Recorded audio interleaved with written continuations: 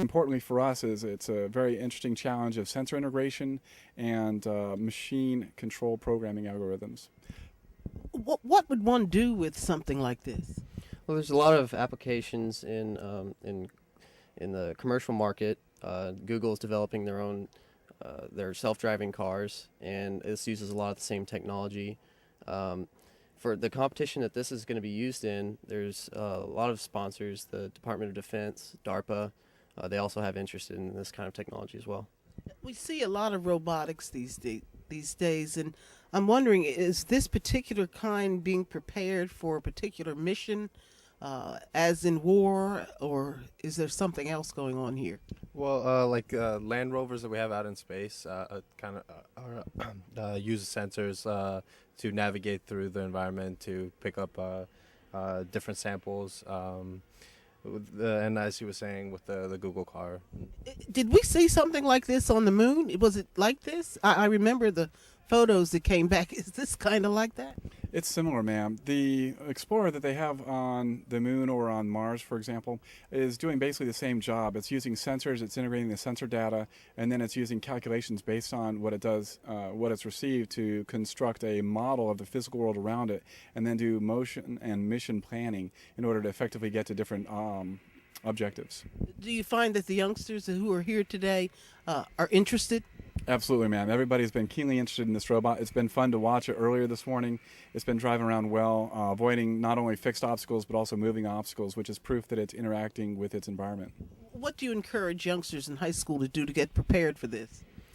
Just if their high school has an engineering program, take advantage of that, especially if you can get as much experience and exposure to it before college. It helps greatly. And if not, just if you're interested in that sort of thing, I encourage you to pick your majors, and there's lots of great jobs out there for new engineering students. What's a major that one would, or a couple that one would consider?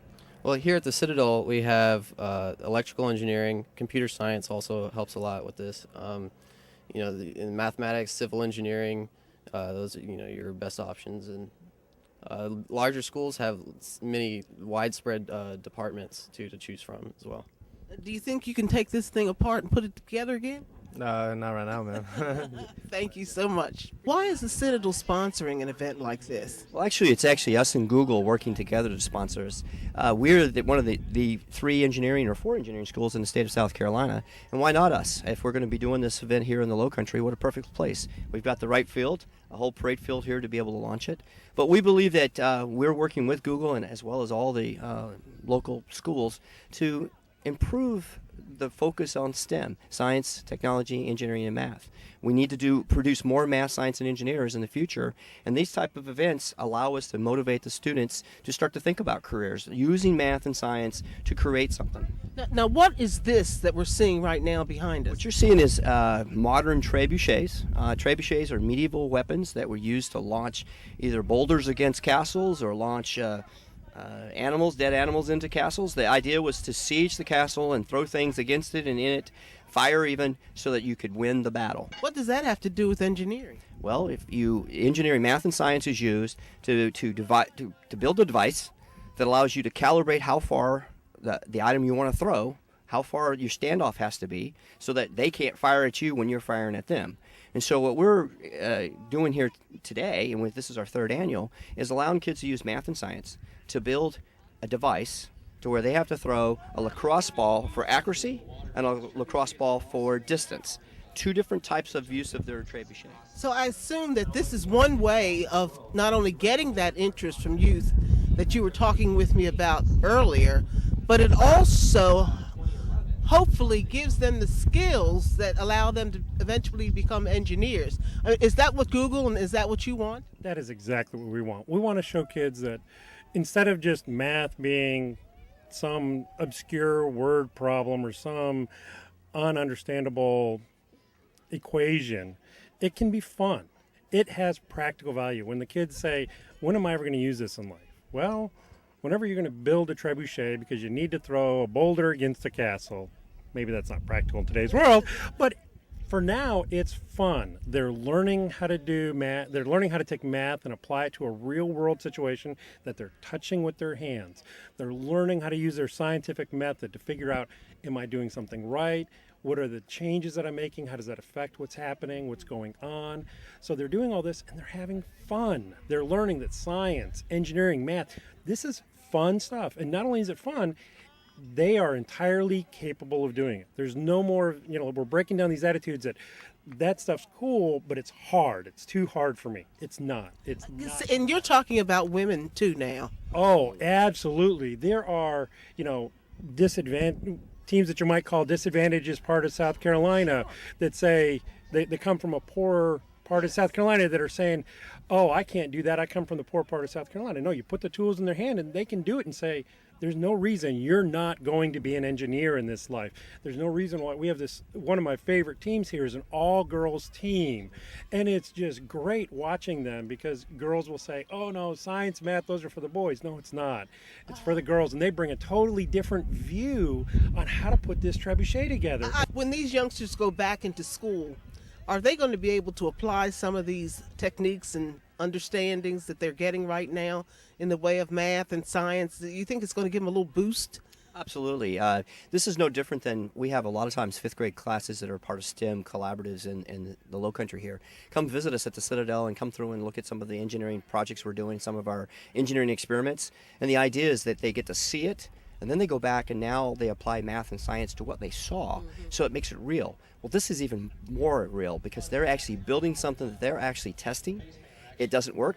As Jeff said, they make adjustments, they get it to work. What an accomplishment. And they do it with their own hands. They do it with their own math, their own scientific methods, and then they get the joy of coming out here and actually competing. What is the STEM? Or is it an organization? Well, the STEM is science, technology, engineering, and mathematics. In the Low Country, we do a very good job of trying to organize all of the STEM efforts. And there's a lot of organizations. We have one in particular called the STEM Collaborative of the Low Country.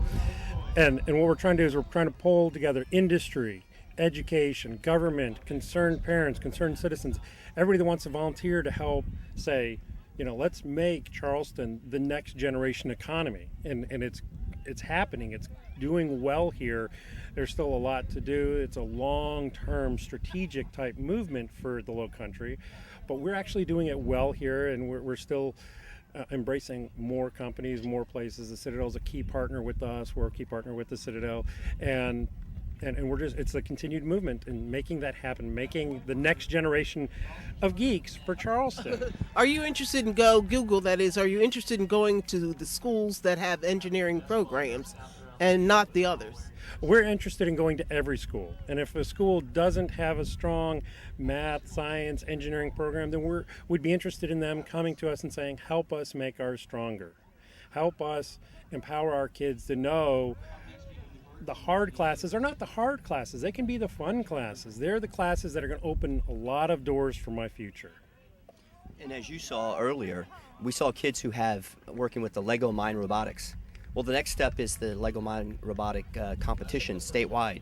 And then there's the FIRST Robotics that has bigger devices. Last year it was a device that shot basketballs into hoops at different levels. And then you move on to the autonomous vehicle that you just saw. And then we have those who are designing today a car that can back itself up and park itself. Those kids started off probably with Lego robotics or those type of devices, learning how things work at a simple level, applying math and science to it, developing confidence and skills to bring on the next generation of leaders in engineering that are going to make a difference for us. How do you feel about the participation and turnout today? That's fantastic. Every year it's gotten bigger. The crowds are getting larger. Do you think this is worth Google's time? This is absolutely worth our time. It is, and a lot of the teams here are focused at the elementary, middle school, high school levels. Those are the ages where kids are impressionable and they're learning to say, I am smart enough to be able to be a scientist or an engineer. And we want to keep that encouragement going all through the school, and we want to show them that it's fun all through school. And that's how we're going to prepare ourselves for the next generation here. It's wonderful. Congratulations. A great program. Stay with us. We'll be right back in just a moment.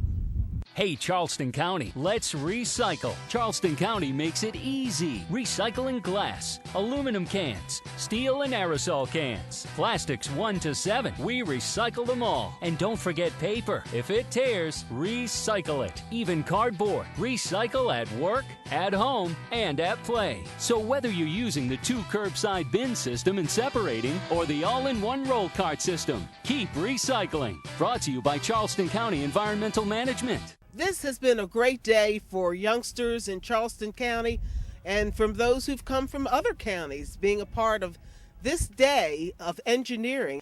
And we see that there are more ways that youngsters can learn about math and science and all of the things that will build their brains to become valuable individuals in the world of engineering. I hope that you've enjoyed the program as much as we've enjoyed bringing it to you. This has been the Transportation Sales Tax Program, also known as Roadwise. Until the next time, I'm Cheryl Harleston. For more information, visit us on tst.charlestoncounty.org. You can also follow us on Facebook and Twitter.